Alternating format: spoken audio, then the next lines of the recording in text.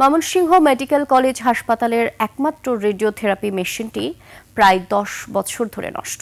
ফলে চিকিৎসা সেবা থেকে বঞ্চিত হচ্ছেন ক্যান্সার রোগীরা।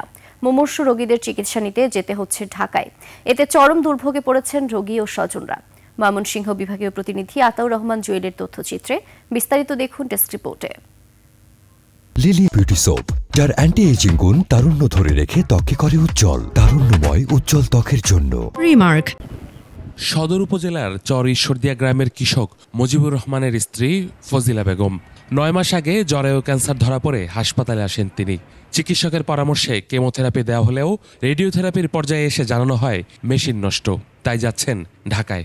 কিন্তু সেখানে গিয়ে চিকিৎসা করানোর সামর্থ্য নেই তাদের। যদি এখানে রেডিওথেরাপিটা ময়মনসিংহ ঠিক থাকতো তাহলে আমাদের এত টাকা খরচ হইতো না। এখন আমাদের বসত বাড়ি বিক্রি করা ছাড়া আমার আম্মুর চিকিৎসা করা অসম্ভব।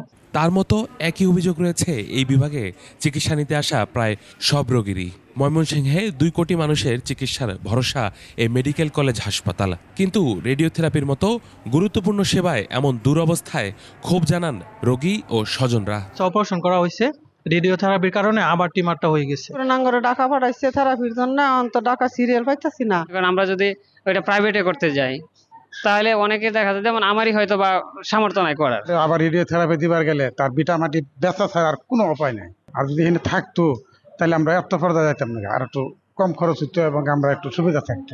রেডিওথেরাপি বিভাগের প্রধান জানান, পুরনো মেশিনটি বহুদিন ধরে অকেজো।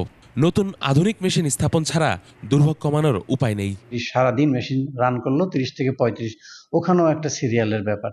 তো সুতরাং শাখের করাতের মতো সবাই যেদিকে ঢাকা গেলেও ওইখানে যেমন কষ্ট, ওখান থেকে ঢাকা পাঠালেও ওরা সময় মতো চিকিৎসা সেবা থেকে বঞ্চিত হচ্ছে, রোগীদের কষ্ট হচ্ছে। ক্যান্সার রোগীদের দ্রুত চিকিৎসা নিশ্চিতে কর্তৃপক্ষ দ্রুত ব্যবস্থা নেবে, এমনটাই দাবি ভুক্তভোগীদের।